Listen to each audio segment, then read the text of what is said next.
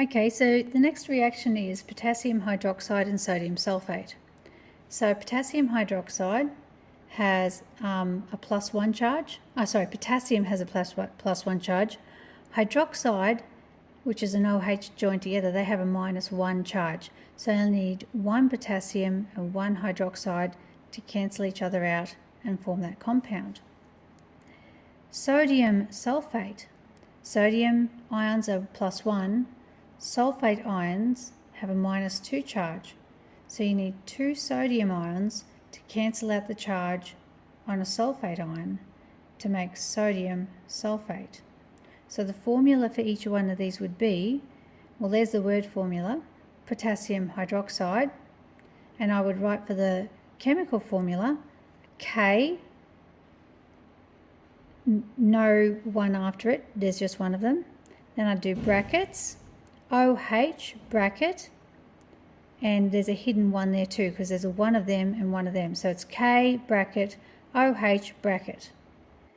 And the chemical formula for sodium sulfate would be Na and then a little 2 because I've got 2 of them to account for.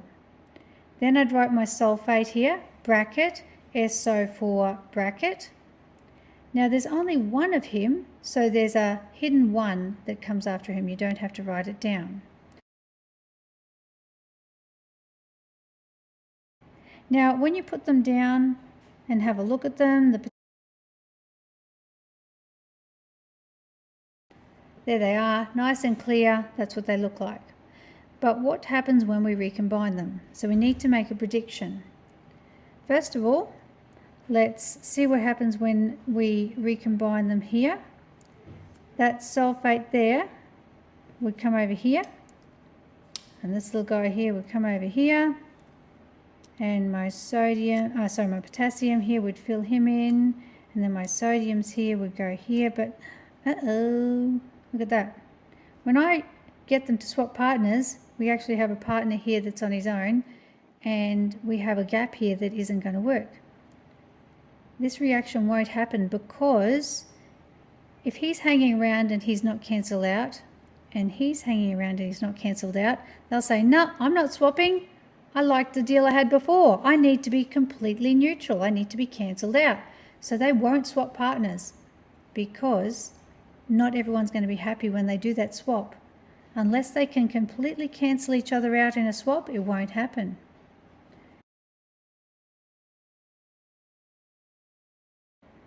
Now everyone is happy because everyone gets cancelled out.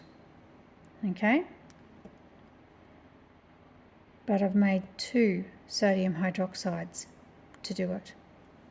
So the only way we could actually have this reaction happen is if we started out with 2 lots of potassium hydroxides, because that's the only way that everyone then in this reaction gets cancelled out. Otherwise the reaction won't occur.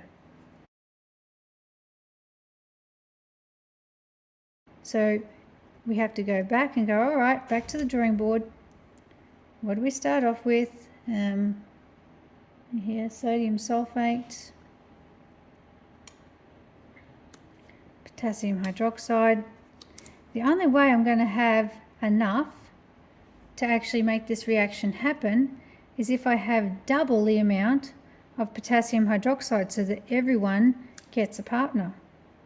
So if I increase this here to 2 lots of potassium hydroxide, an easy way for you to judge is, see the thickness here? It's got to be the same thickness over here, otherwise there's not going to be enough to cancel out. I'm going to need 2 potassium hydroxides to make this work. Okay, and this is why. When we swap partners, sulfate comes over here, hydroxide over here, and bring down the partners, potassium there, potassium there. Now everyone is happy because everyone gets cancelled out. Okay? But I've made 2 sodium hydroxides to do it. So the only way we could actually have this reaction happen is if we started out with two lots of potassium hydroxides, because that's the only way that everyone then in this reaction gets cancelled out. Otherwise the reaction won't occur.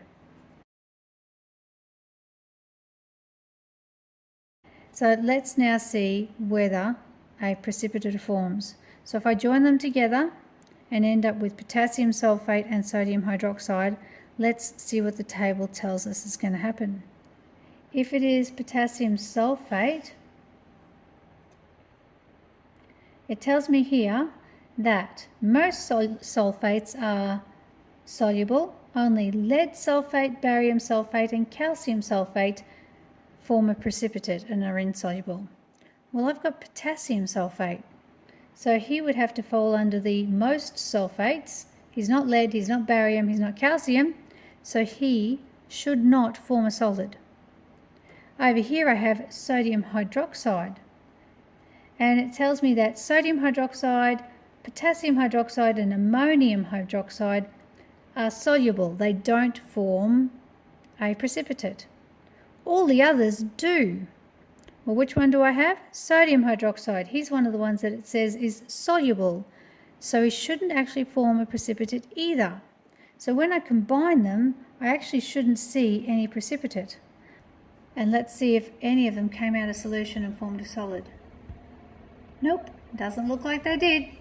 So they're just floating around in there, but none of them decided to switch partners and form a solid, which agrees with our prediction.